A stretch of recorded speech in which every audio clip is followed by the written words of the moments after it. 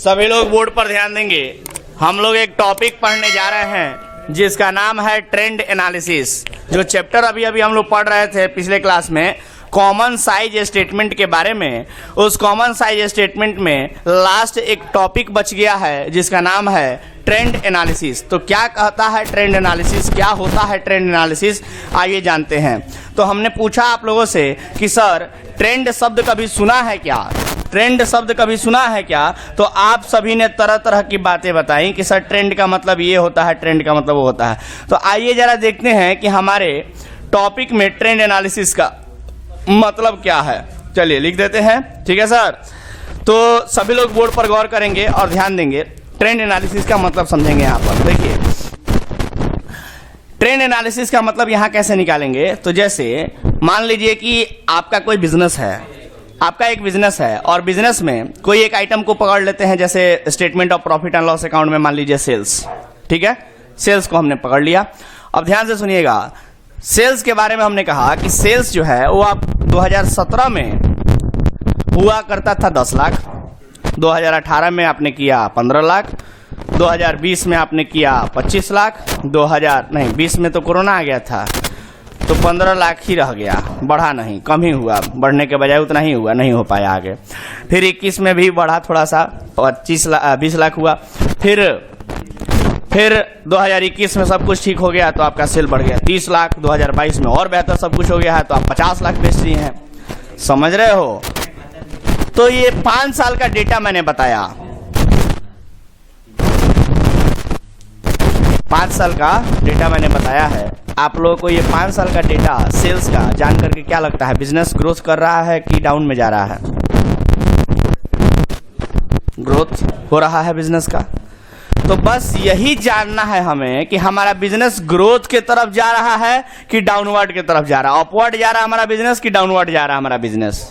और ये 1 साल 2 साल के डेटा से हमें पता नहीं चलेगा, बल्कि हमें मोर देन 2 इयर्स की डेटा चाहिए सर, ताकि हम अनुमान लगा सकें कि हमारा बिजनेस अपवर्ड ट्रेंड में है कि डाउनवर्ड ट्रेंड में है। क्या अपवर्ड ट्रेंड में है कि डाउनवर्ड ट्रेंड में है? मतलब बिजनेस हमारा ग्रो कर रहा है कि बिजनेस हमारा नीचे जा रहा है।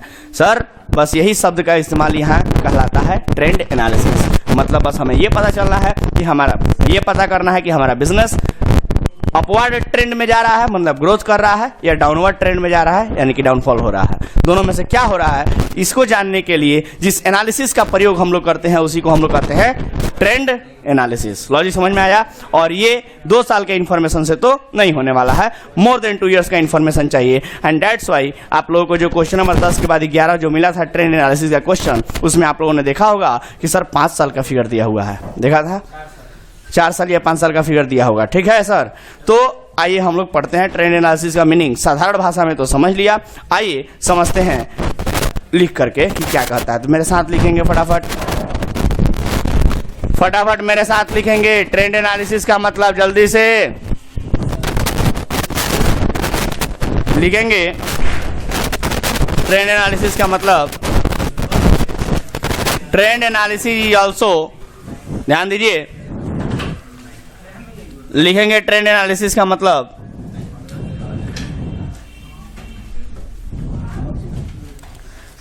लिखेंगे ट्रेंड एनालिसिस के बारे में कि ट्रेंड एनालिसिस क्या होता है। तो लिखेंगे ट्रेंड एनालिसिस डिस्क्लोजेज, लिखेंगे ट्रेंड एनालिसिस के बारे में कि ट्रेंड एनालिसिस हमें क्या दिखाता है सर। तो ट्रेंड एनालिसिस के बारे में लिखेंगे trend analysis is a technique of, trend analysis is a technique, आवाज नहीं करना है, ऑलरेडी लेट हो गया है, फटाफट लिखिए, खत्म करना है इसको। Trend analysis is a technique of studying several financial statement, financial statement Several financial statement. Trend analysis is a technique of studying several financial statement over a series of years. Over a series of years. Series of year समझ रहे हो?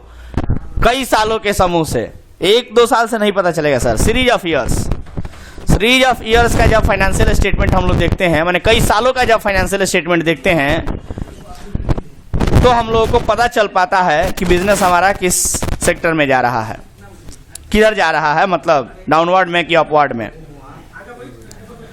आया logic समझ में? लिखेंगे इसके बारे में और लिखेंगे। In this analysis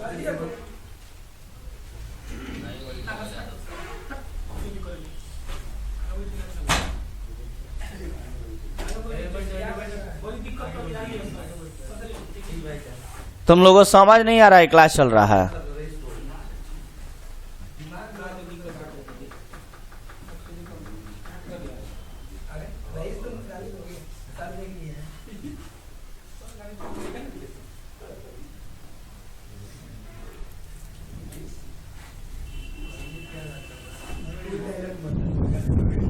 In this analysis, the trend percentage are calculated.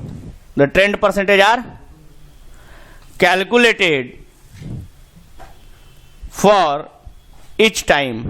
हर समय ट्रेंड परसेंटेज कैलकुलेट किया जाता है। आया बात समझ में? हर साल हर समय पर ट्रेंड परसेंटेज कैलकुलेट किया जाता है और लिखेंगे उसमें the figure of that item, the figure of that item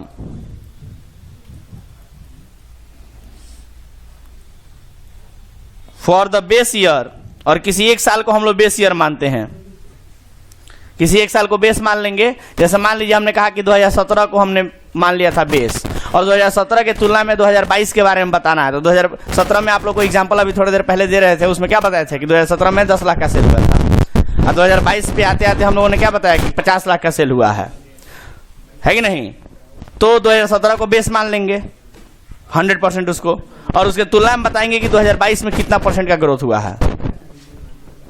तो 10 लाख रुपया का सेल था 2017 में, अब 50 लाख रुपया का सेल है 2022 में। तो जब 2017 को 10 लाख रुपया को हम लोग 100% मानते हैं बेस, तो 2022 में जो 50 लाख है उसको कितना % मानेंगे? 500%। तो यही बताना है कि ग्रोथ माने हुआ है अपवर्ड की डाउनवर्ड गया है हमारा बिजनेस, परसेंटेज में बताना है। उसी को बोलते हैं ट्रेंड एनालिसिस। और ये 1-2 साल से नहीं होगा, ये नंबर ऑफ ईयर्स के फिगर आपको दिए जाने चाहिए। 3 साल, 4 साल, 5 साल, 6 साल, 8 साल, 10 साल ऐसे फिगर दिए रहेंगे, तब जाके ये पता चलेगा। तो the figure of that item for the base year is taken as base year को कितना मानते हैं? टेकन एज 100 मानते हैं। क्लियर है बात? तो ट्रेंड एनालिसिस का टॉपिक समझ लिए, बोलो ना। और ट्रेंड एनालिसिस 3 तरीकों से किया जा सकता है। परसेंटेज के फॉर्म में, कभी कभी तो रेशियो के फॉर्म में भी हो सकता है।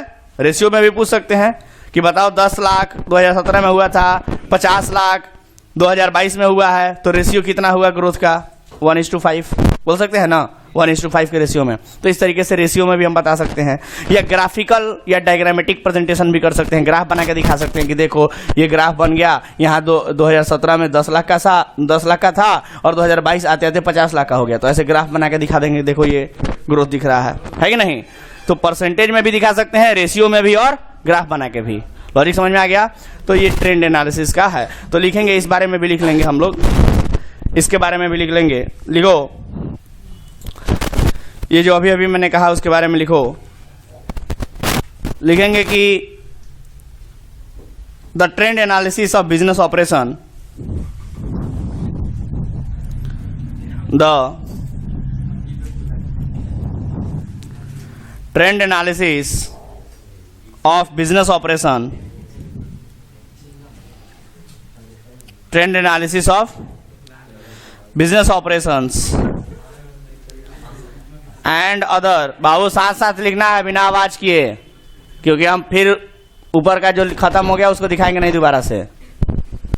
साथ साथ लिखते चलिए, तेजी से लिखते चलिए, मेरे साथ समझते चलिए एक एक word. The trend analysis of business operation, जो बिजनेस ऑपरेशन का ट्रेंड एनालिसिस होता है, एंड अदर फाइनेंशियल डेटा, या कोई और फाइनेंशियल डेटा का अगर हम लोग ट्रेंड एनालिसिस करते हैं, अदर फाइनेंशियल डेटा में भी उसको किया जा सकता है, done, may be done in any of the following way, any of the following वे, इनमें से किसी भी तरीके से किया जा सकता है। Any of the following veg, इनमें से किसी भी तरीके से किया जा सकता है। और वो तरीके कौन कौन से हैं सर? तो पहला नंबर अभी हम पढ़े थे ट्रेंड परसेंटेज के बारे में। एक तो ट्रेंड परसेंटेज के द्वारा किया जा सकता है, ट्रेंड परसेंटेज। दूसरा आपका हो सकता है ट्रेंड रेशियो, ट्रेंड रेशियो। और तीसरा और लास्ट ग्राफिक और diagrammatic presentation, graphic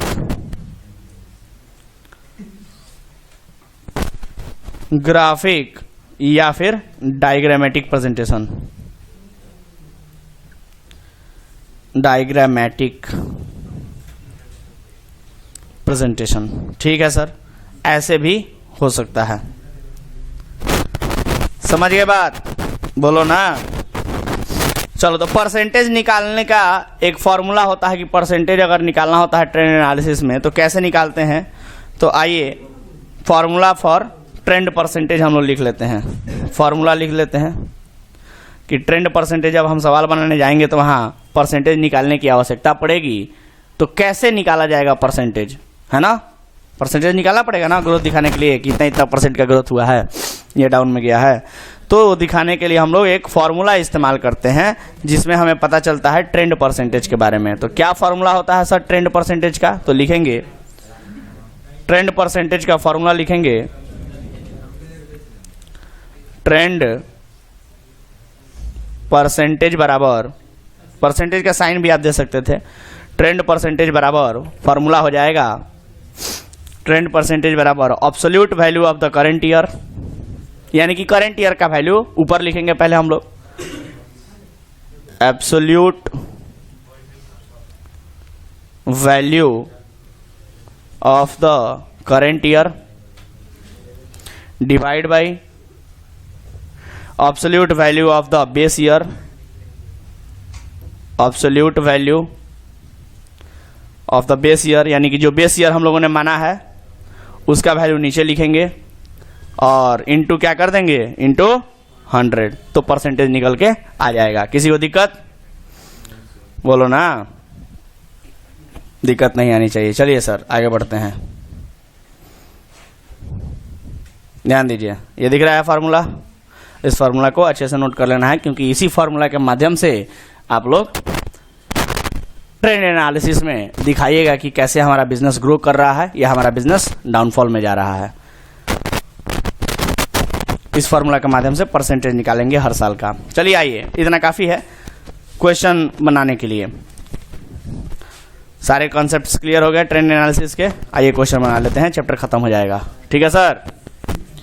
question number 11 या क्वेश्चन नंबर 12, कुछ भी बना सकते हैं आप लोग। ठीक है, बनाया जाए।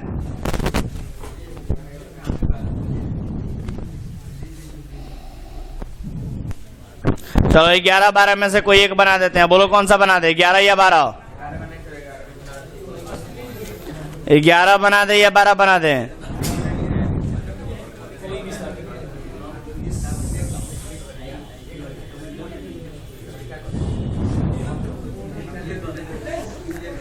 बोलो 11 बना दें। चलो 11 ही बना देते हैं। ठीक है, 11 बना देते हैं। देखो 11 में आपको बैलेंस शीट बनाना है, तो जल्दी से ट्रेंड देखो। क्वेश्चन नंबर 11 जरा सभी लोग पढ़ेंगे ध्यान से। लिखा है कैलकुलेट द ट्रेंड परसेंटेज। आपको क्या निकालना है सर? ट्रेंड परसेंटेज निकालना है फ्रॉम द फॉलोइंग फिगर, दिए गए फिगर से relating to the balance sheet, जो बैलेंस शीट से संबंधित दिया हुआ है, बाय टेकिंग, देखो ना कहता है by taking 2018 as the base year. Base year किसको मानना है? मेरे पास जो किताब है इसमें 2018 दिया हुआ है।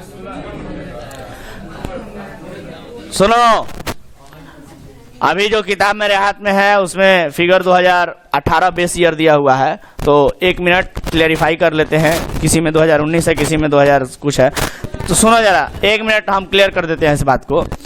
आप लोगों में जो क्वेश्चन दिया हुआ है, प्रेजेंट किया है, equity and liability, sorry equity share capital सबसे पहला आइटम दिया है। उसके आगे जो अमाउंट लिखा है वो कौन से साल का लिखा है? तुम्हारे बुक में 2016 दिया है, तो तुम बेस ईयर 2016 मानोगे। तुम्हारे बुक में क्या दिया है जी? 2019, तो 2019 को तुम बेस ईयर मानोगे। जिसके बुक में 2018 पहले अमाउंट लिखा है 2018 में, वो 2018 को बेस ईयर मानेगा। ठीक है, क्लियर हो गया सबके बुक में? चलो वैसे प्रयास कीजिए सभी लोग न्यू बुक के हिसाब से, अभी करंट बुक जो चल रहा है उसके हिसाब से पढ़े। ठीक है, चलो सही रहेगा। आगे कहता है इक्विटी शेयर कैपिटल का अमाउंट दिया है 4 सालों का, 2018, 19, 20, 21। उसके बाद लॉन्ग टर्म लोन्स दिया है। आप लोग जानते हैं कि लॉन्ग टर्म लोन्स जो होते हैं वो नॉन करंट लायबिलिटी होता है। उसके बाद करंट लायबिलिटी दिया है, वेरी गुड सर। उसके बाद फिक्स एसेट दिया है, उसके बाद करंट एसेट दिया है। सर ये तो बड़ा आसान फिगर दे दिया है, बैलेंस शीट छोटू सा बना देंगे हम लोग, फटाक से खत्म हो जाएगा, है ना? अच्छा चलो, तो जरा फटाफट बैलेंस शीट का फॉर्मेट खींच लो जल्दी से, जल्दी से फॉर्मेट खींच लो। लिखेंगे क्वेश्चन नंबर 11,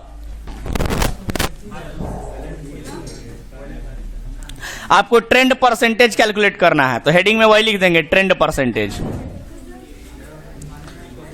ट्रेंड परसेंटेज है ना सर, ये कैलकुलेट करना है। तो जल्दी से फॉर्मेट खींच दीजिए,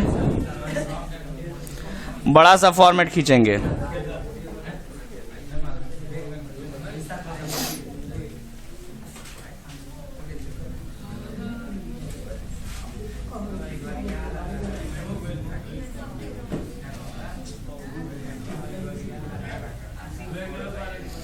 देख रहे हो?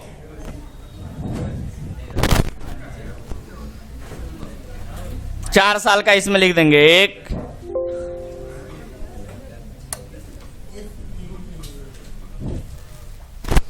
2, 3 और 4। 4 साल का फिगर है ना?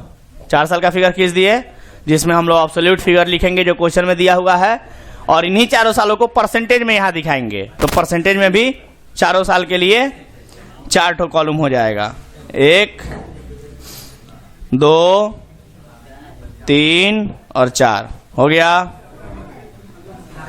चलो यहां लिख लेंगे पार्टिकुलर, चलो ध्यान दो,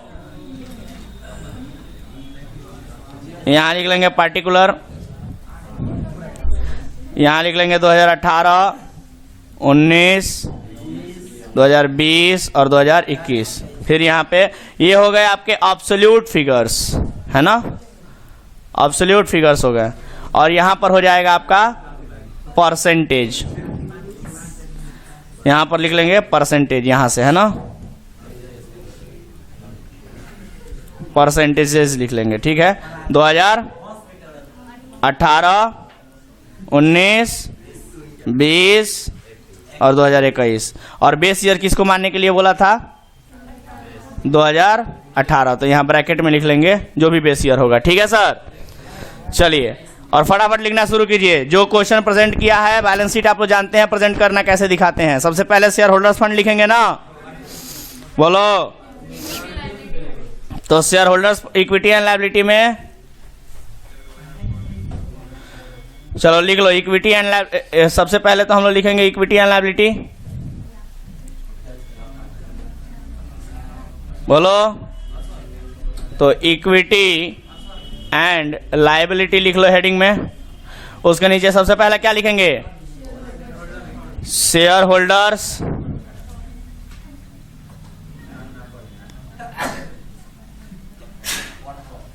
शेयर होल्डर्स फंड, और आप लोग जानते हैं शेयर होल्डर्स फंड में सबसे पहले आता है शेयर कैपिटल और उसके नीचे रिजर्व एंड सरप्लस। लेकिन क्वेश्चन में केवल शेयर कैपिटल का इंफॉर्मेशन दिया है तो रिजर्व एंड सरप्लस नहीं लिखेंगे, केवल शेयर कैपिटल का लिख देंगे। बोलो, तो हो गया। इक्विटी शेयर कैपिटल लिखा है उसमें लिख देंगे। उसके बाद नॉन करेंट लायबिलिटी से संबंधित इंफॉर्मेशन दिया है तो दूसरा नंबर लिख लेंगे नॉन करेंट लायबिलिटी। उसके बाद क्या बोला है क्वेश्चन में? हाँ, अरे लॉन्ग टर्म लायबिलिटी ही तो है, long term loans. Long term loans आ जाएगा ना लॉन्ग टर्म लायबिलिटी में। उसके नीचे करंट लायबिलिटी है तो तीसरा लिख लो करंट लायबिलिटी। ये टोटल इक्विटी एंड लायबिलिटी खत्म यहां तक, बोलो ना। उसके बाद टोटल कर देना है, बोलो। और उसके बाद एसेट शुरू कर देने हैं, ठीक है।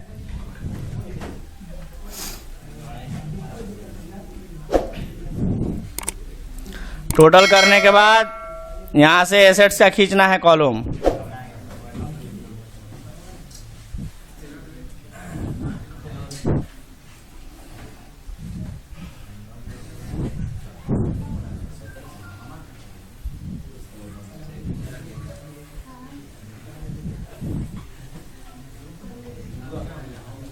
चलो यहां पे टोटल कर लेंगे।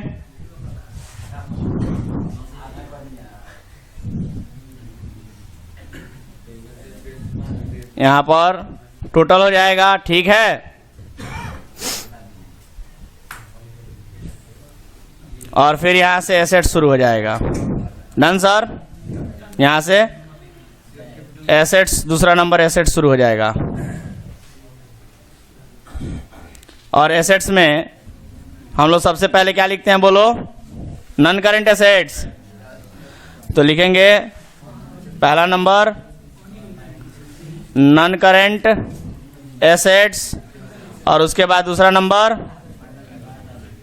Current assets. और यहां भी फिर टोटल हो जाएगा।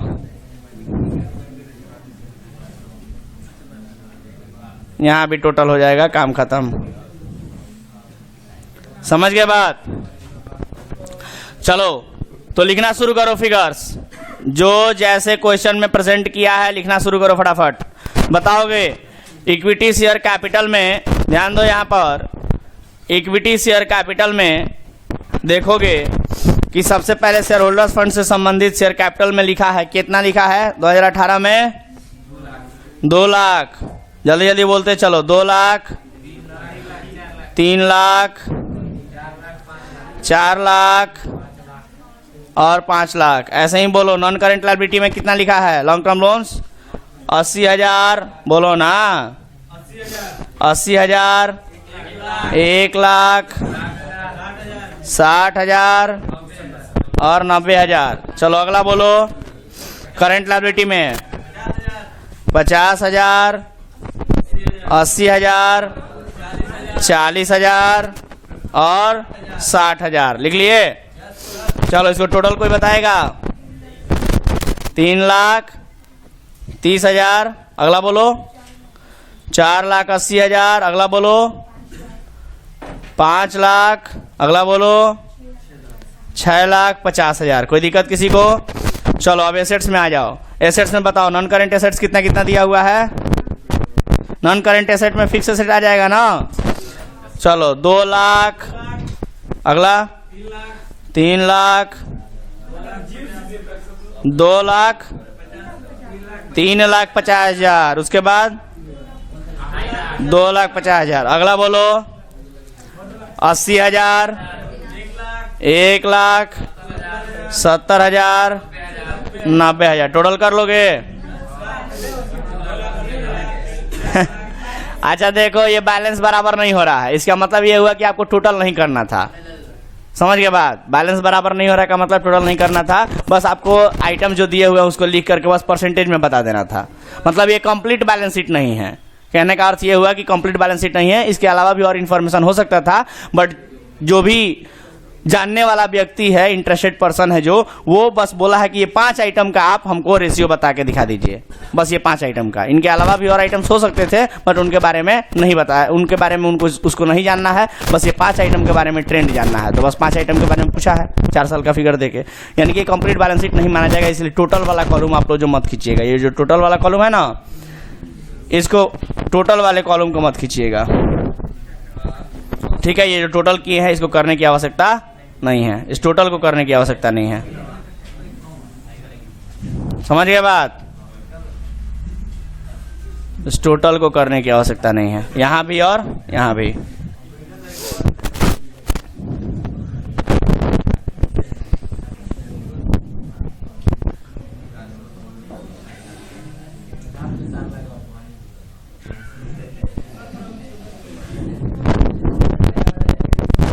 चलो तो सुनो ध्यान से, ये बस आपको टोटल करने की आवश्यकता नहीं थी, बस आपको यहाँ पर दिखा देना था कि परसेंटेज में कितना कितना है। 4 को आइटम दिया है, 5 को, इनके बारे में दिखा देना है, ठीक है सर। चलिए ध्यान दीजिए, अब जल्दी जल्दी बताना शुरू कीजिए आप लोग, जल्दी जल्दी बताना शुरू कीजिए। परसेंटेज में परसेंटेज निकालना जानते हैं? निकाल सकते हैं परसेंटेज? नहीं निकाल सकते हैं? जरा कैलकुलेटर पे बोलिए तो परसेंटेज अरे परसेंटेज निकालने का फॉर्मूला ऊपर बताए थे ना, देख लो एक बार फिर से। Absolute value of the current year, यानी करंट ईयर वाला जिसका वैल्यू निकालना है उसको पहले ऊपर रखेंगे, आप बेस ईयर वाले को नीचे रखेंगे, इंटू 100, माने बेस ईयर को 100 मानना है, यही ना सर। तो आप लोग तनी जल्दी से हमको बता दीजिए कि बेस ईयर में जो फिगर है उन सबको 100 मान लेंगे ना। तो बेस ईयर क्वेश्चन जो आपको बोर्ड पे दिख रहा है, इसमें बेस ईयर 2018 है ना, तो 2018 में सारे वैल्यू को हम लोग कितना कितना परसेंट मान लेंगे? 100%। तो ये भी 100% हो गया, बोलो, ये भी 100% हो गया, ये भी 100%, सारे के सारे 100% हो जाएंगे बेस ईयर में, ये भी 100 और ये भी 100। अब चलो इसके तुलना में आपको बताना है कि 2 लाख रुपया को, देखो यहाँ पर 2 लाख रुपया को जब 100% माने हो, तो 2 लाख रुपया को जब 100% माने हो, तो फिर 2 लाख के तुलना में ये 3 लाख रुपया जो है वो कितना परसेंट होगा? तो 2 लाख रुपया को ऊपर, करंट ईयर के वैल्यू को ऊपर रखोगे, 3 लाख को ऊपर रखोगे, नीचे बेस ईयर को रखोगे, इंटू 100 कर दो। तो बताओ 3 lakh divide by 2 lakh into 100 कितना हुआ? 150%। कितना हुआ? कैलकुलेट करो ना, कैलकुलेट करो। 3 लाख डिवाइड बाई 2 लाख, चलो मेरे साथ कैलकुलेटर पे देखो, मेरे साथ कैलकुलेटर पे देखो, देखो यहाँ देखो कैलकुलेटर दिख रहा है क्या?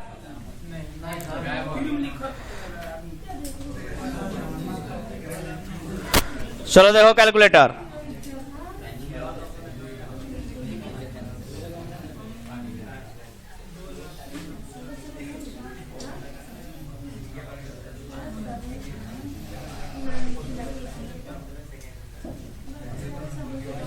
चलो बताओ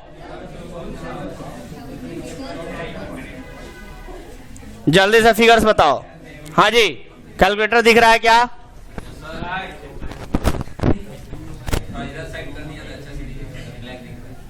ओके, तो लिखेंगे करंट ईयर के वैल्यू को ऊपर लिखेंगे पहले 3 lakh divide by 2 lakh into 100, तो बताओ बराबर कितना आया? 150 आया। तो यहाँ 150 लिख दें। उसी प्रकार से अब लिखेंगे अगले साल का, ऊपर में 4 lakh divide by 2 lakh into 100 कितना आएगा? 200%। उसके बाद ऊपर में 4 लाख, ये तो हो गया ना, 5 lakh divide by 2 lakh into 100 कितना परसेंट होगा? 250% हो जाएगा। समझ गए बात? चलो ऐसे ही बताते चलो लाइन से। इसका बोलो 1 लाख, बताओगे 1 लाख डिवाइड बाई 80,000 इंटू 100 कितना होगा? बराबर 125 हो जाएगा।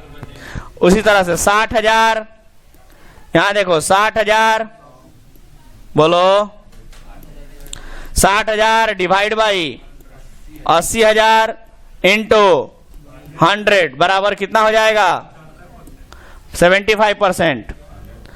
उसके बाद बोलो 90,000 डिवाइड बाई 80,000 इंटू 100 बराबर 112.5%। निकाल लोगे ऐसे ही? जल्दी जल्दी कोई निकाल के बताओ तो, या निकाला है तो जल्दी जल्दी बताओ, इसका कितना होगा नीचे? 160%, उसके बाद 80%, आगे बोलो 120। चलो अब नीचे आ जाओ, नीचे में बोलो कितना कितना लिखेंगे? अरे परसेंटेज बोलो ना, नॉन करेंट एसेट का अलग से नहीं बोलेंगे, करेंट एसेट का यहां हो जाएगा 150%। उसके बाद बोलो, नहीं बोल पा रहे, 3,50,000 डिवाइड बाई 2 लाख इंटू 100 बराबर 175। अगला बोलो 2,50,000 डिवाइड बाई 2 लाख इंटू 100 बराबर 125। चलो अब लास्ट वाला बोल दो, यहां कितना हो जाएगा? 125, फिर से 125, दिमाग ठीक है? 70,000 डिवाइड बाई 80,000 इंटू 100 बराबर 87.5%। उसके बाद 90,000 डिवाइड बाई 80,000 इंटू 100 बराबर 112.5। खत्म हो गया सर, क्वेश्चन खत्म, चैप्टर खत्म। 12 नंबर सवाल भी ऐसे ही बना लीजिएगा। बोलो, अरे बोलो भाई, कोई दिक्कत किसी को? तो ट्रेंड एनालिसिस समझ में आया क्या? चलिए इसको छोटा कर देते हैं, सभी लोग लिख लीजिए।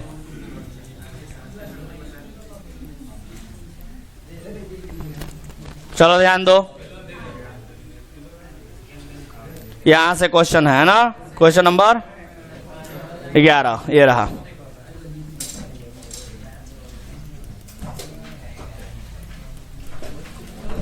दिख रहा है?